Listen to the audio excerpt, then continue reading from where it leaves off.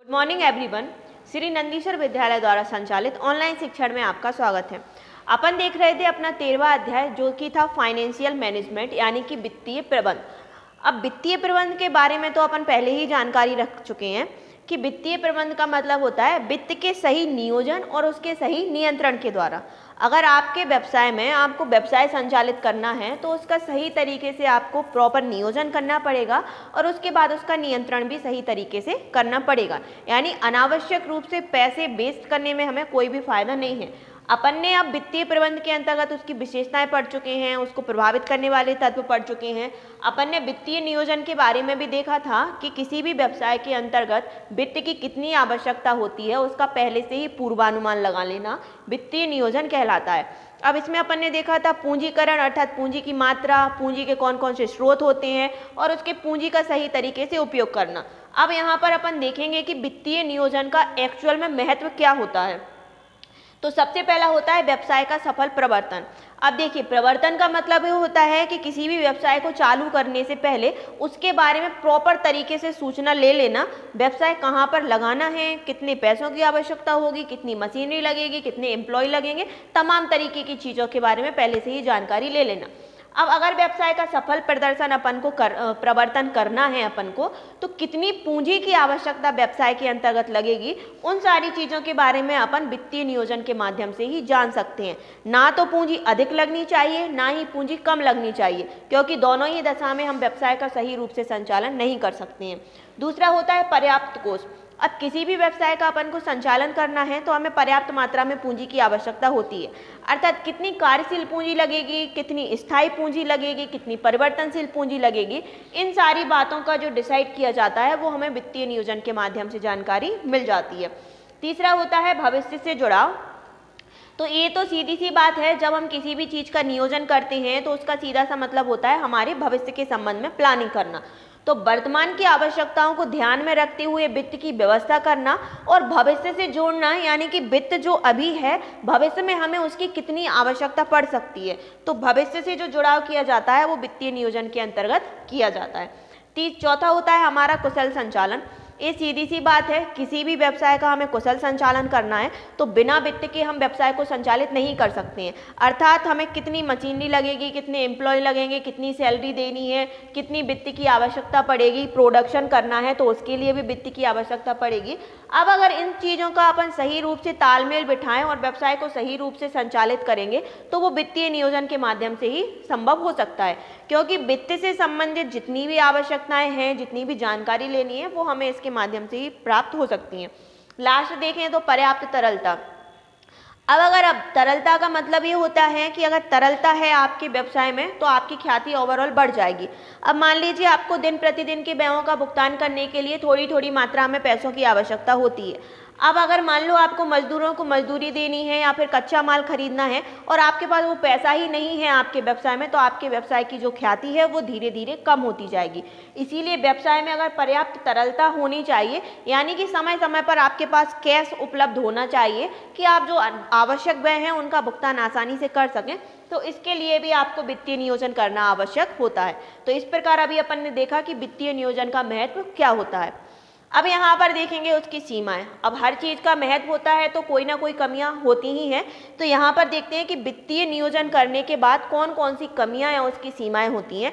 तो सबसे पहला होता है पूर्वानुमानों पर आधारित। अब इसका मतलब ये होता है कि जो वित्तीय नियोजन किया जाता है वो पूर्वानुमानों पर आधारित होकर किया जाता है, यानी कि अपन पहले से ही अनुमान लगा लेते हैं कि हमें इतने वित्त की आवश्यकता होगी व्यवसाय में, इतना वित्त यहाँ से अरेंज करना है। लेकिन भविष्य तो किसी ने देखा नहीं है, भविष्य में क्या होने वाला है, अकाल आ जाए, बाढ़ आ जाए, व्यापारिक चक्र में उतार चढ़ाव हो जाए, सरकार की कोई नीतियां आ जाएं जिसके कारण व्यवसाय पूरी तरीके से बंद हो जाएगा, तो उस समय जो किया हुआ वित्तीय नियोजन है वो पूरी तरीके से क्या हो जाएगा, खराब हो जाएगा। इसीलिए जो वित्तीय नियोजन किया जाता है वो पूर्वानुमान पर आधारित होता है, और पूर्वानुमान पर आधारित हो गया यानी कि समय समय पर चीजें परिवर्तित होंगी।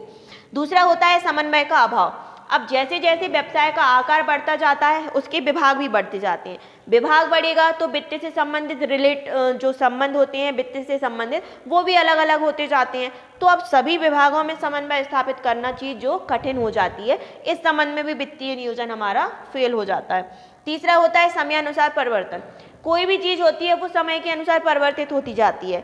कल आप कौन से कपड़े पहनते थे, क्या खाते थे, आज आपका क्या स्टैंडर्ड है, क्या आप पहनते हैं, वो सारी चीज़ें क्या होती हैं, समय के अनुसार परिवर्तित होती रहती हैं। वैसे ही हमारा जो वित्तीय नियोजन है वो भी समय के अनुसार परिवर्तित होता रहता है। कभी वित्त की आवश्यकता अधिक है तो कभी कम है, कभी ज़्यादा है, कभी कम होती है, इन तरीके से। तो समय अनुसार परिवर्तन करने पर जो हमारा पहले से किया हुआ वित्तीय नियोजन है वो भी क्या हो जाता है, खराब हो जाता है।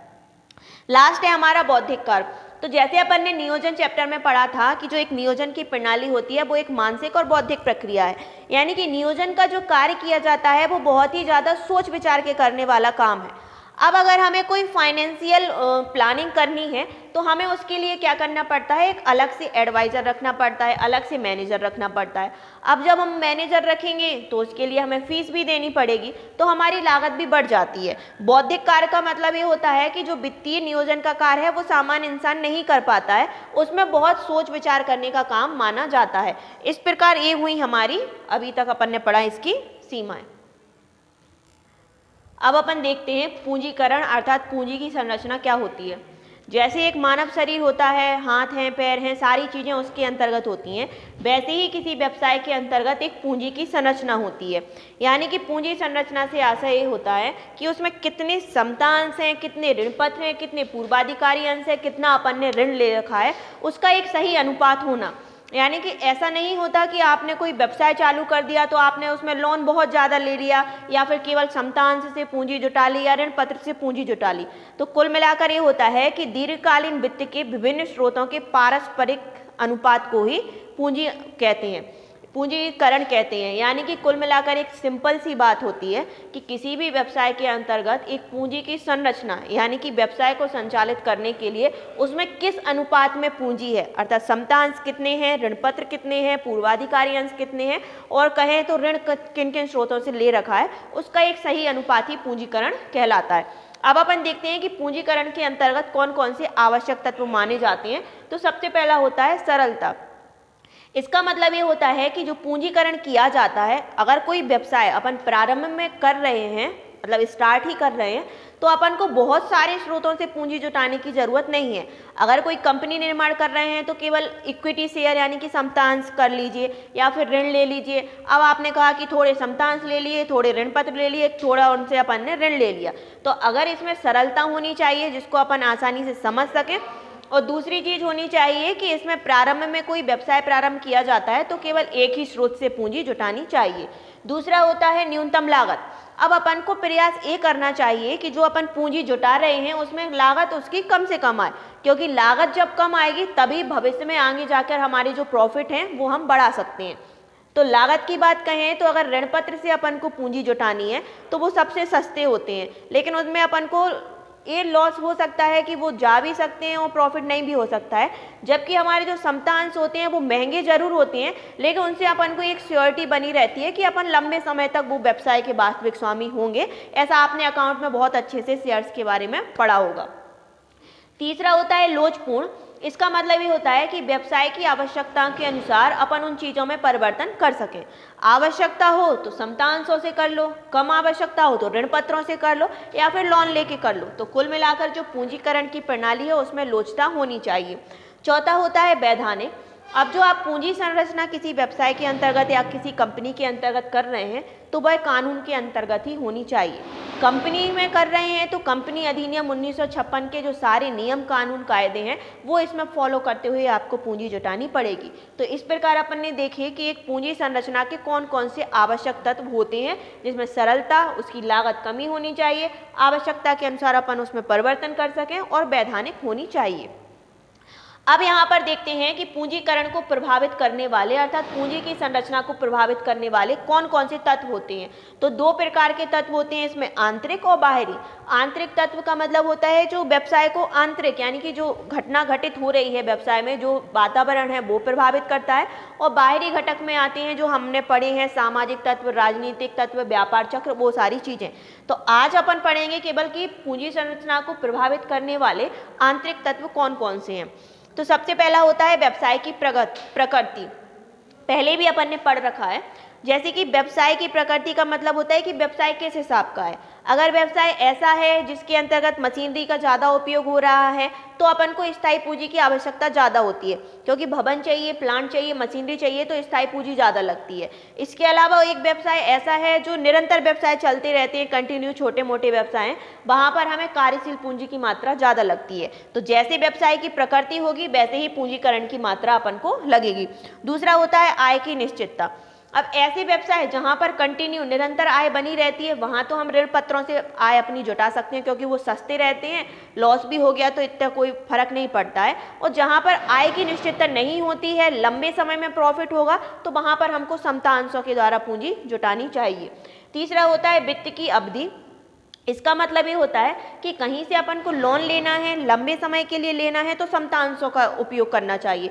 अगर अपन को वित्त जुटाने की अवधि बहुत कम है, यानी कि तुरंत अपन को वापस करना है, तो अपन ऋण पत्रों का सहारा ले सकते हैं, क्योंकि जो समतांशधारी होते हैं वो किसी भी व्यवसाय के अंतर्गत वास्तविक स्वामी कहे जाते हैं, यानी कि व्यवसाय में एंड तक वो बने रहते हैं। सारा जो डिसीजन रहता है वह हमारी इक्विटी शेयर होल्डर ले सकते हैं, साथ ही साथ कंपनी की समाप्ति पर उन्हें लाभांश एक निश्चित दर से मिलता ही मिलता है। तो दीर्घ अवधि के लिए अगर वित्त जुटाना है तो समतांशों का सहारा लिया जाता है, और बाई चांस कभी वित्त की कमी पड़ती है तो हम डिबेंचर इशू करके भी वित्त जुटा सकते हैं। लास्ट होता है हमारा व्यापार पर नियंत्रण। अब अगर आप चाहते हैं कि आप अपने संपूर्ण व्यवसाय पर पूर्णतः नियंत्रण स्थापित करके रखें तो आपको इक्विटी शेयर इशू करना चाहिए, क्योंकि इक्विटी शेयर व्यवसाय के वास्तविक स्वामी होते हैं, संचालन में भी पार्टिसिपेट करते हैं। किसी वर्ष लाभ नहीं हुआ तो वो नेक्स्ट ईयर भी लाभ ले सकते हैं। तो अगर पूर्ण नियंत्रण रखना है तो आपको समतांश इशू करके ही व्यवसाय में पूंजीकरण करना चाहिए। तो इस प्रकार आज अपन ने पढ़ा पूंजी की संरचना क्या होती है, वित्तीय नियोजन के महत्व और उनकी सीमाओं के बारे में अध्ययन किया। आशा करते हैं कि आप घर पर बहुत अच्छे से पढ़ाई कर रहे होंगे, क्योंकि आपके एग्जाम भी कुछ महीनों में आने ही वाले हैं। अगर आपको कुछ डाउट बनता है तो आप विद्यालय आकर हमसे बहुत अच्छे से कंसल्ट कर सकते हैं। और नेक्स्ट टॉपिक के साथ मिलते हैं नेक्स्ट वीडियो में।